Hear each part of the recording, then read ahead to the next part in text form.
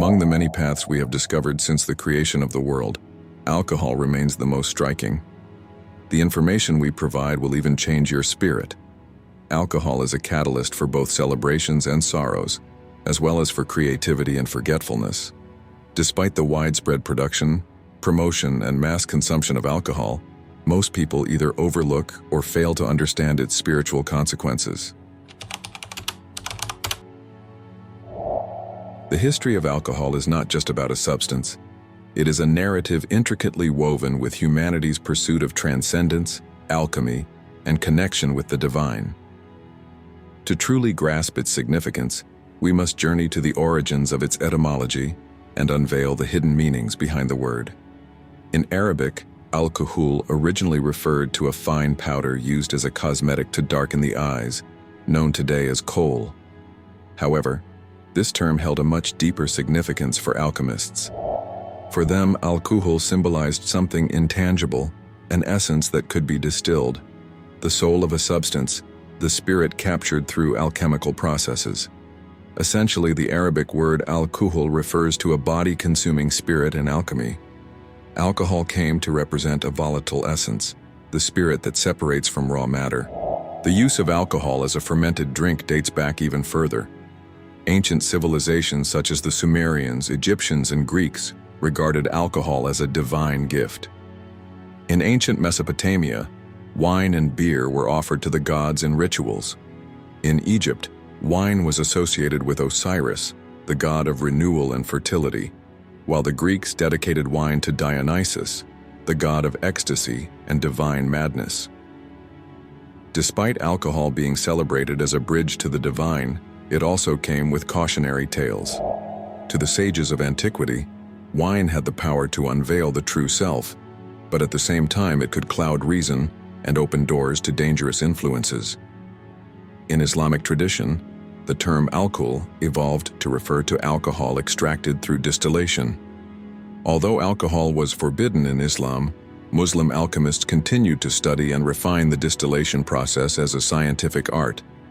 The renowned Arab alchemist Jabir ibn Hayyan, known in the West as Geber, was among the first to document the distillation method, which ultimately led to the alcohol we know today. The legacy of alcohol transcended alchemy and became integrated into everyday life. Yet over the centuries, the substance once revered for its spiritual connection has taken on an entirely different purpose.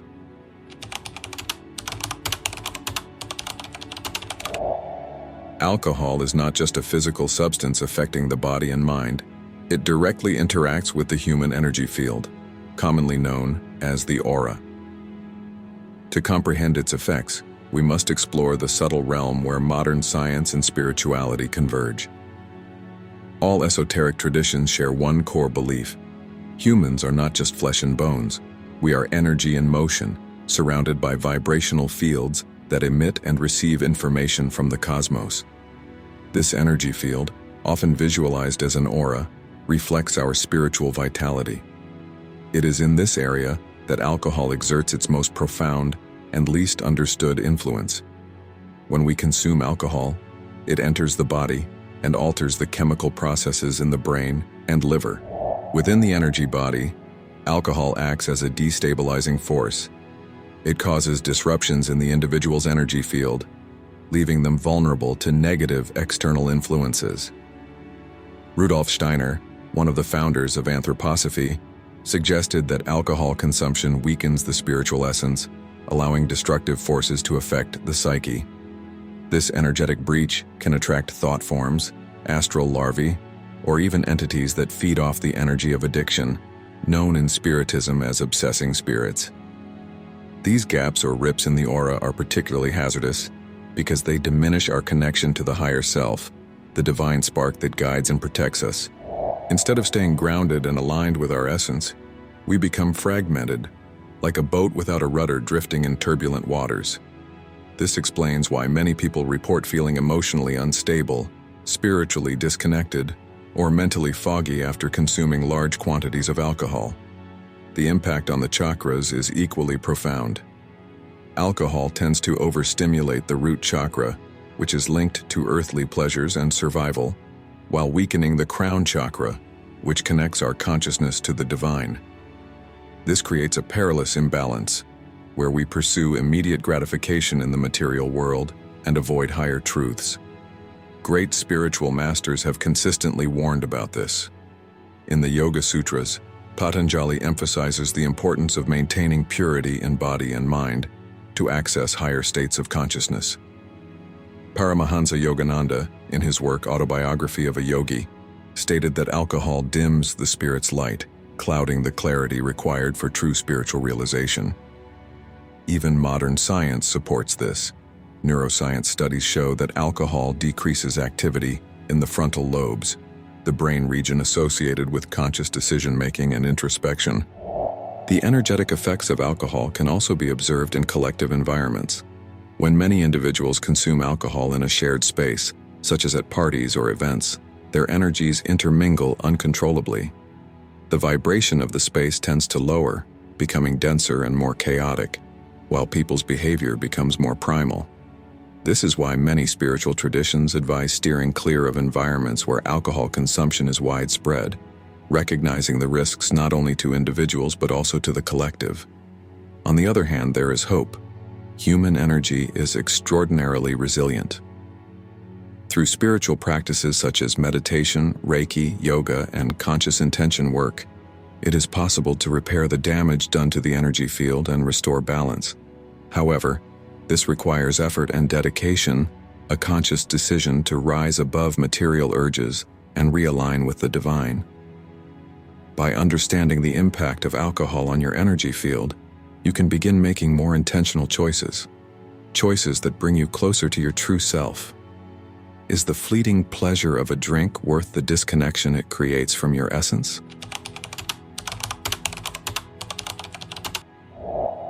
Alcohol exerts an irresistible attraction on humanity.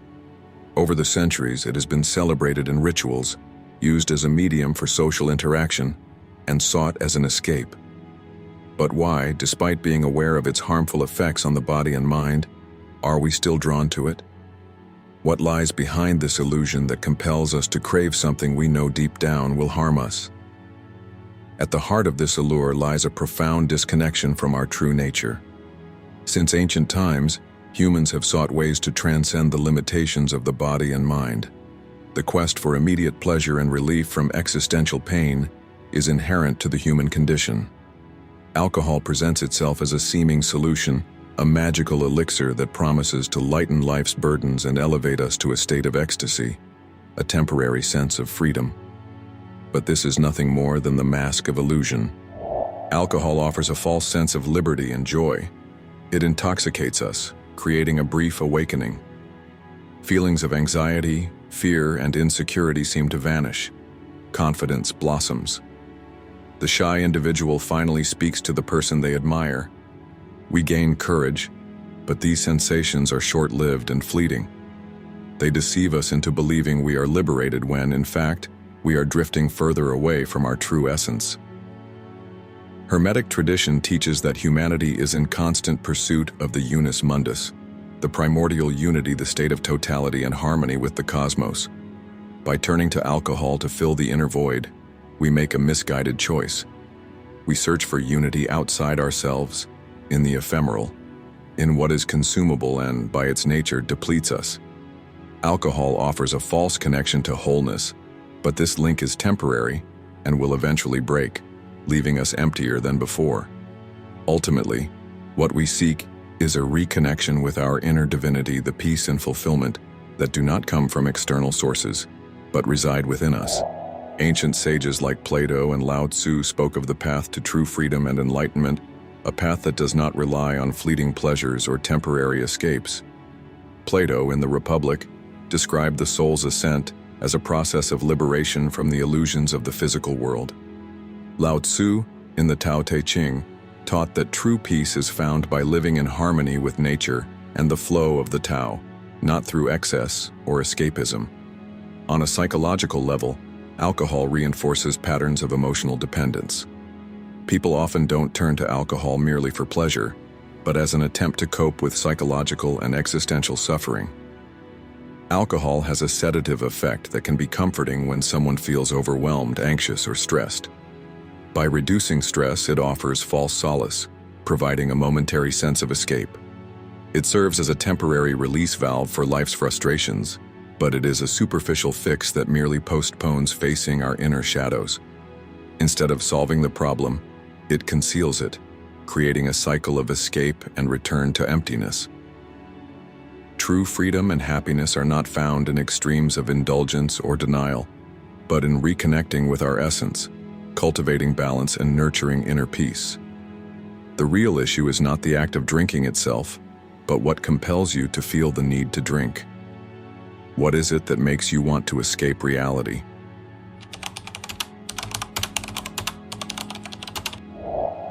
Throughout history, many spiritual guides, prophets, and mystics have imparted their wisdom on the subject of alcohol. Their teachings carry profound knowledge, cautioning us about the hidden risks of this substance and its consequences on our spiritual journey. These teachings are not merely moral warnings, but deep guidance rooted in love, aimed at safeguarding humanity's connection to the divine. In Vedic traditions, alcohol is seen as a substance that diminishes sattva, the quality of purity and harmony. The Bhagavad Gita teaches that a balanced mind is essential to access higher realms of consciousness, and anything that disrupts this balance becomes an obstacle on the spiritual path. According to these traditions, consuming alcohol increases the qualities of rajas, restless passion, and tamas, darkness and ignorance, destabilizing the practitioner and impairing their ability for meditation and introspection. Buddha, in his teachings on the Noble Eightfold Path, warned about the dangers of intoxicants. For him, consuming anything that clouds the mind hinders spiritual growth because it disconnects us from the clarity needed to perceive ultimate truth, nirvana. In many Buddhist communities, alcohol is entirely avoided as part of sila, the ethical discipline. In Hermetic and alchemical traditions, alcohol was regarded with ambivalence. While it was considered a powerful substance capable of extracting essences and transforming raw materials, it was also recognized as a dangerous dual symbol. It represented both the potential for illumination and the risk of becoming lost in the realm of illusions. Alchemists cautioned that reckless use of alcohol could lead to the degradation of the energy body, opening portals to negative influences on subtle planes. A fascinating account comes from Sufi traditions. Rumi, the great mystical poet, used wine as a metaphor in his verses, referring to the wine of divine love that intoxicates the soul with the presence of God. However, he also warned against literal wine, which he believed diverted seekers from the path of awakening. For the Sufis, true ecstasy comes from spiritual connection, not from external substances. In Christianity, alcohol holds a unique place. Wine is a central symbol in the Eucharist, representing Christ's blood and the new covenant with God. However, early Christians and many saints warned against excess. Saint Augustine wrote that drunkenness was a form of self-destruction of the soul, an act that separates us from divine grace.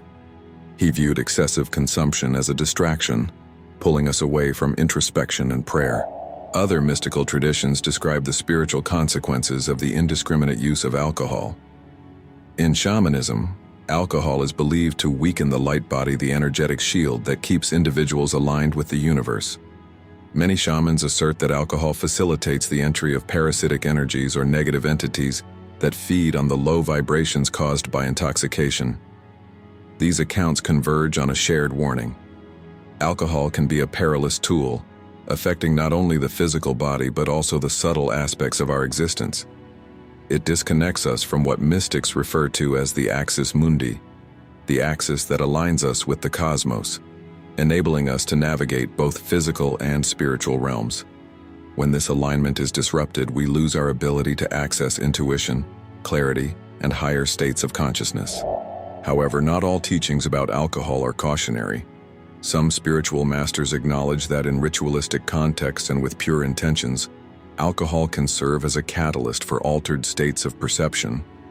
But they always stress that this must be approached with great care, respect, and guidance, as the line between spiritual ecstasy and energetic degradation is perilously thin. Finally, let us reflect on the words of the Greek philosopher Socrates. Socrates believed that self-mastery is the key to a virtuous life. For him, the pursuit of balance was the foundation of all philosophical and spiritual practices. By indulging in alcohol uncontrollably, we relinquish this self-mastery, becoming susceptible to forces that cloud our mind and spirit. These teachings and warnings prompt us to reflect. Does the alcohol we consume during leisure or celebration uplift us or drag us down? Does it connect us to the divine or merely create an illusion of freedom? By listening to the wisdom of the great masters, we can begin to view alcohol in a new light as a symbol challenging us to seek true intoxication, that of the awakened soul, filled with light and consciousness.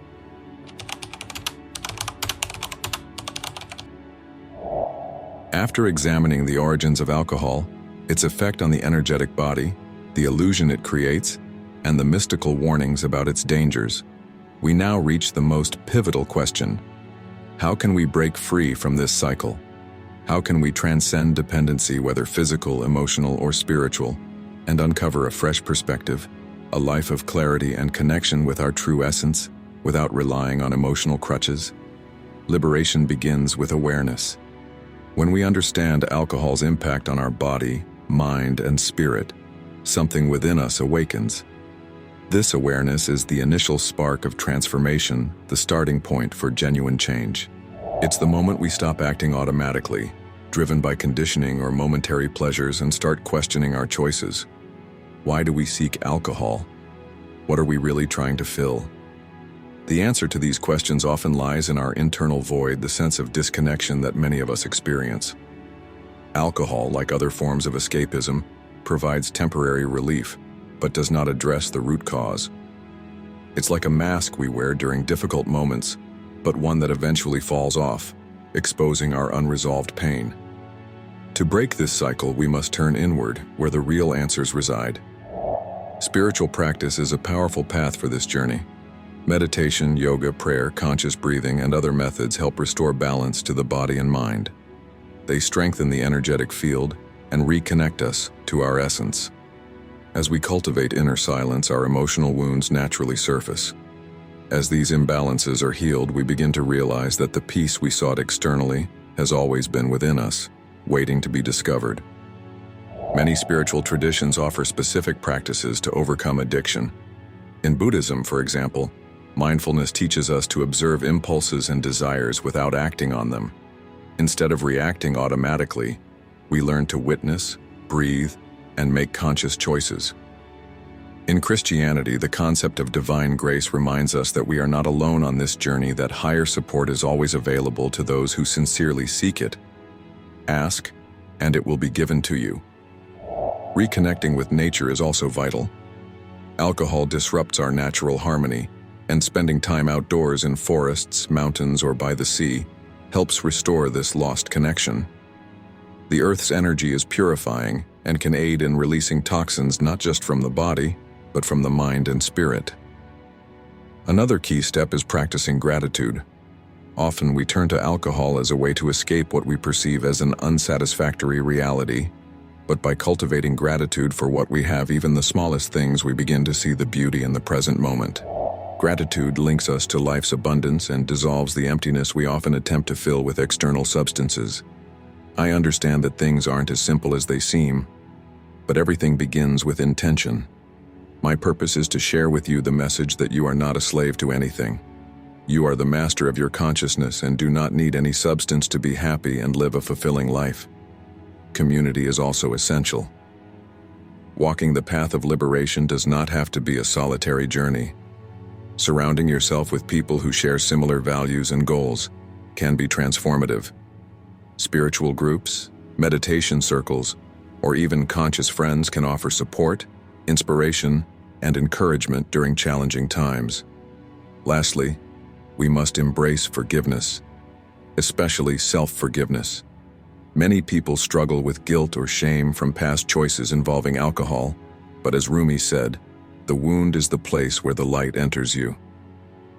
Our imperfections and mistakes are part of our journey, and through them, we learn and grow. Breaking free from the cycle of alcohol is not just about abandoning a substance, it's about embracing a new way of living, a freer, more aligned way of being that reflects our true nature. Visualize this transformation as a tree reborn in the spring. Even after the cold and dormancy of winter, life returns with vigor, filling the branches with leaves and fruit. So it is with our soul when we choose to free ourselves from the cycle. It's a rebirth, an opportunity to bloom again, stronger, more aware, and more connected to the divine essence within us. Alcohol may have been a shadow along our path, but shadows only exist because there is light. By choosing liberation, we choose to walk toward the light, toward our truth. The question remains, are you ready to take this step, to look beyond what the external world offers and discover the infinite source of peace, joy, and clarity that has always been within you? Thank you for watching.